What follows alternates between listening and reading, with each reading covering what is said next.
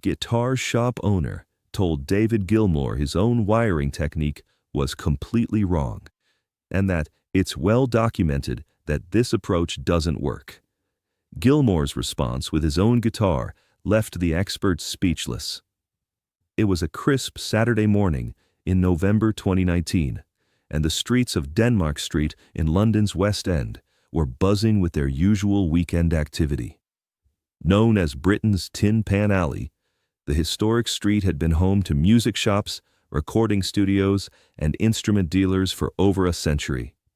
Among the iconic establishments lining the narrow street was Hendrix Vintage Guitars, a shop that had built its reputation on expertise, authenticity, and an almost encyclopedic knowledge of vintage instrument specifications. The proprietor, Malcolm Hendrix, was a 52-year-old former electrical engineer who had transitioned into the guitar business 15 years earlier. Malcolm prided himself on his technical expertise, particularly his deep understanding of guitar electronics and wiring configurations. He had studied every major guitar manufacturer's approaches to pickup wiring, had memorized the specifications for vintage instruments from the 1950s through the 1980s, and maintained an extensive library of technical manuals and wiring diagrams that he considered the definitive references for proper guitar electronics. Malcolm's shop specialized in vintage Fender instruments, particularly Stratocasters and Telecasters from the golden era of American guitar manufacturing. His customers included professional musicians, serious collectors, and vintage guitar enthusiasts who valued his ability to authenticate instruments and restore them to original specifications. Malcolm's technical knowledge was genuinely impressive, and his passion for electrical precision had earned him a reputation as one of London's most knowledgeable guitar electronics specialists.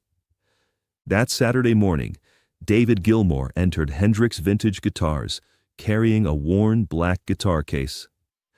At 73, Gilmour moved with the quiet confidence of someone who had spent decades in recording studios and on concert stages, though his unassuming appearance in jeans and a casual sweater gave no immediate indication of his legendary status in the world of rock music. Malcolm looked up from the 1965 Stratocaster he was restringing and saw what appeared to be another customer browsing vintage instruments. The guitar case suggested someone serious about their instrument, but Malcolm had seen hundreds of guitar enthusiasts over the years and had learned not to make assumptions about customers based on their appearance. "Good morning," Malcolm said pleasantly. "Just browsing, or are you looking for something specific?" "I was wondering if you might take a look at this guitar," Gilmour replied, setting his case down carefully.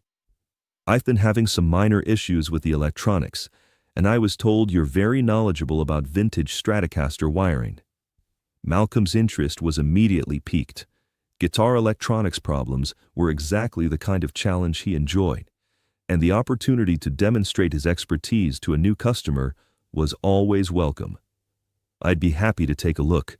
What kind of issues are you experiencing?" Gilmour opened the case to reveal a sunburst 1969 Fender Stratocaster that showed the honest wear patterns of an instrument that had been played extensively for decades. The guitar was clearly a player's instrument rather than a collector's piece, with worn finish on the body and neck that spoke to countless hours of use. "Beautiful instrument," Malcolm said, carefully lifting the guitar from its case. "This is a really nice example of a '69 Strat. What kind of electronic problems are you having?" "Some intermittent crackling in the output," Gilmour explained.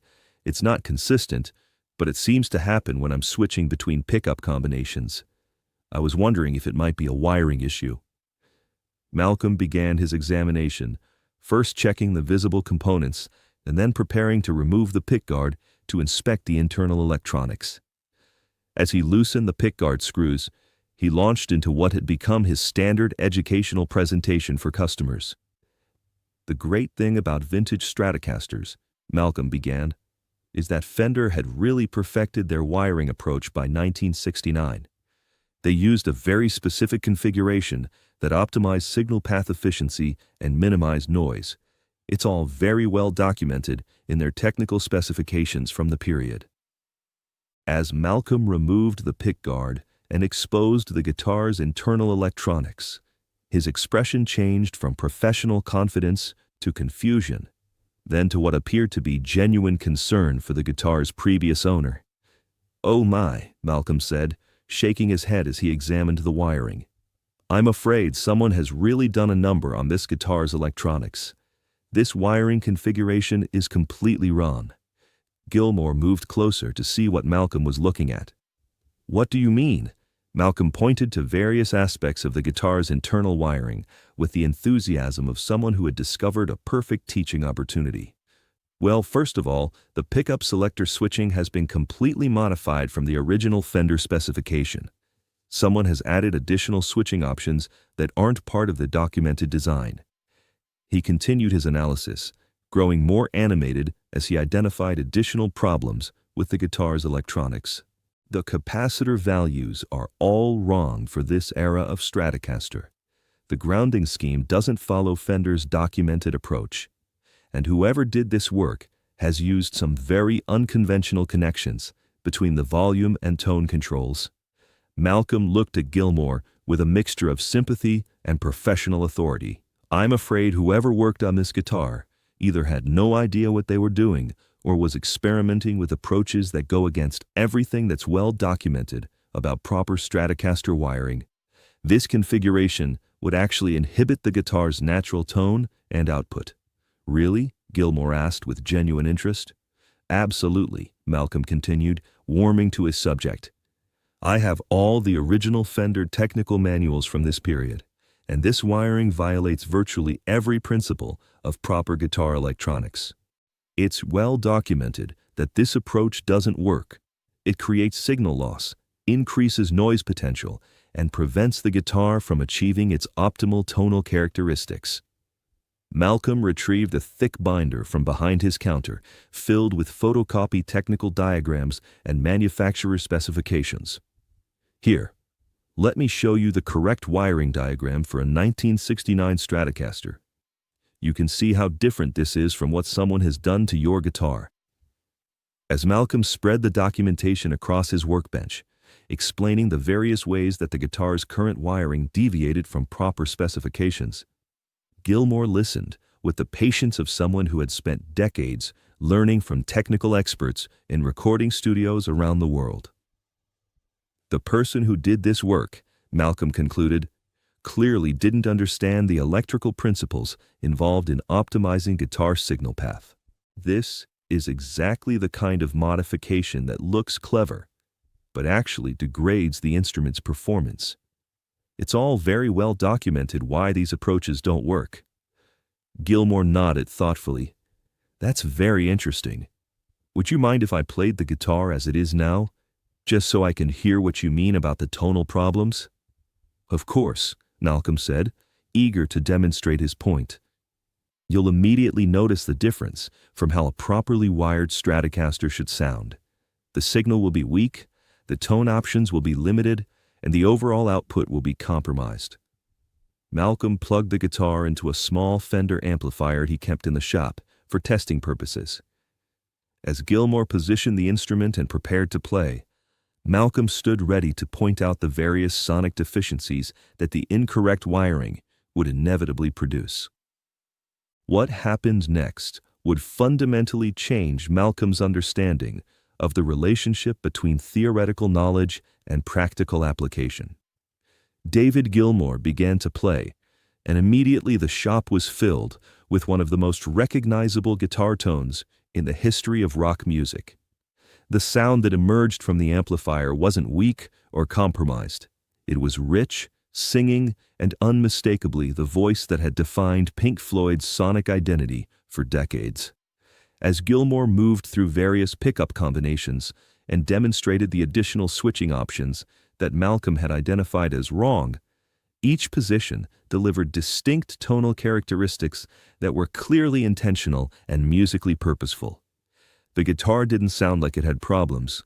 It sounded like an instrument that had been carefully customized to serve specific artistic goals.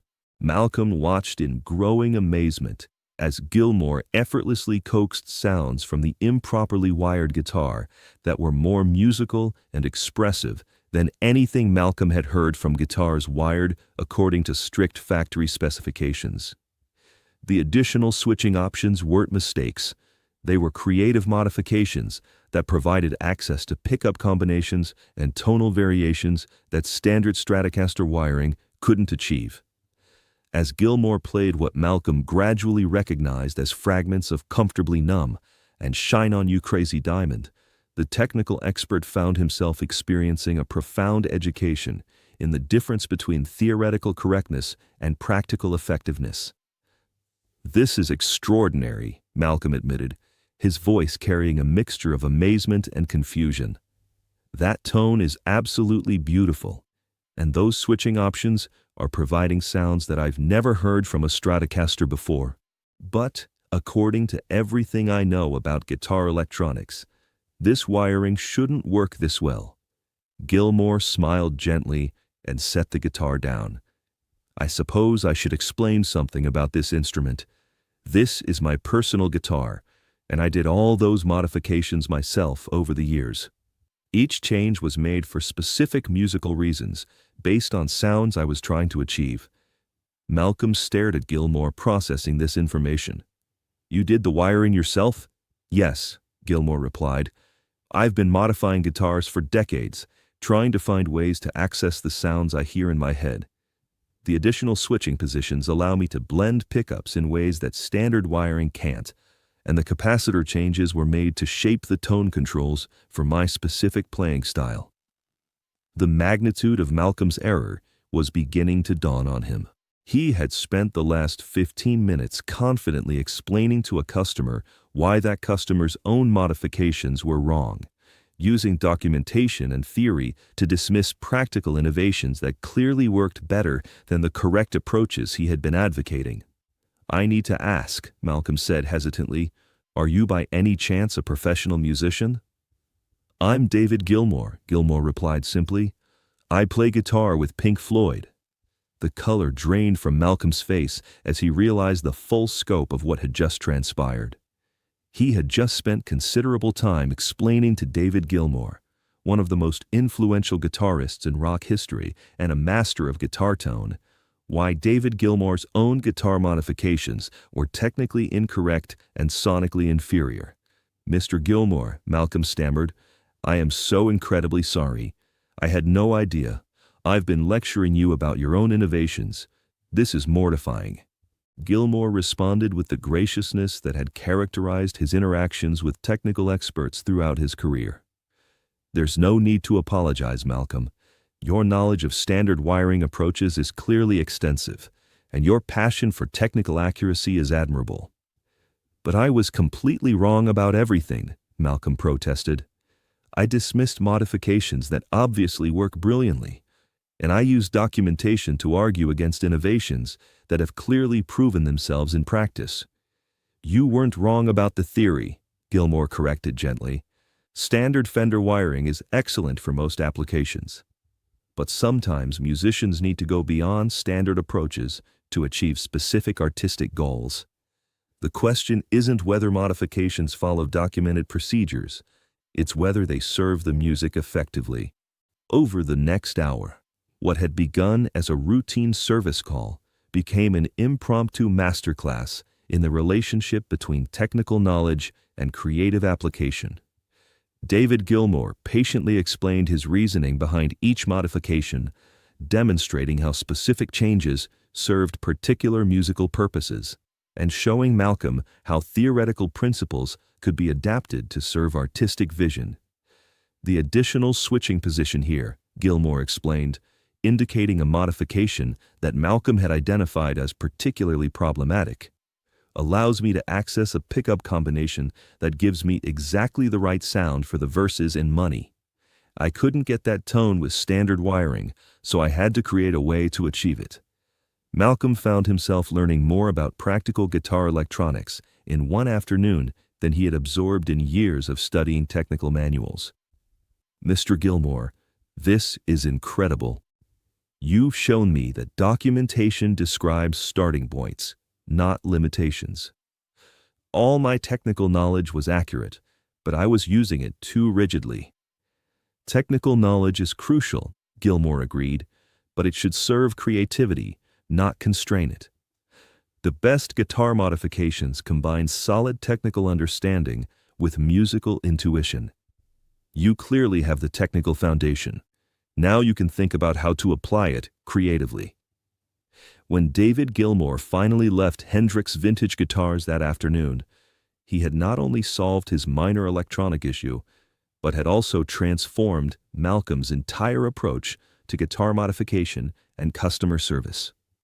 The encounter had reminded both men that expertise comes in many forms, and that the most valuable learning often happens when theoretical knowledge meets practical innovation. Malcolm spent the rest of the weekend researching David Gilmour's guitar modifications and innovations, discovering that many of the techniques he had dismissed as wrong were actually pioneering approaches that had influenced guitar electronics design throughout the industry. He realized that his documentation told him how guitars were supposed to work, but David Gilmour had shown him how they could work when technical knowledge served creative vision. In the weeks that followed, Malcolm began approaching his work differently. He still used his extensive technical knowledge and documentation as foundations, but he became much more open to creative modifications and unconventional approaches when they served musical purposes. His customer service evolved from purely technical correction to collaborative problem-solving that honored both electronic principles and artistic goals. That afternoon changed everything about how I understand my role, Malcolm reflected months later. David Gilmour taught me that being a guitar electronics expert isn't about enforcing documentation. It's about helping musicians achieve their sonic vision, even when that requires going beyond standard approaches. The story of the encounter spread throughout London's guitar community, becoming a parable about the importance of humility in technical expertise and the danger of using theoretical knowledge to dismiss practical innovations. It reminded everyone that documentation describes what has been done, not what can be done, and that the best technical experts combine deep knowledge with openness to creative application. Years later, Malcolm kept a photograph of David Gilmour's modified Stratocaster on his workbench, along with a note that read, "Documentation tells you where to start. Creativity tells you where to go." It served as a daily reminder that true expertise meant understanding both the rules and when those rules should be transcended in service of artistic expression.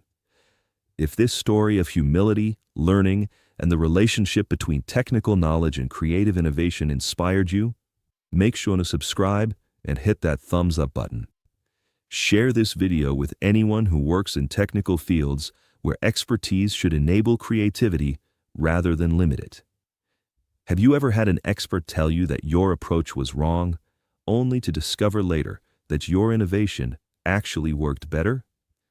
Let us know in the comments, and don't forget to ring that notification bell for more incredible stories about the moments when practical wisdom trumps theoretical correctness.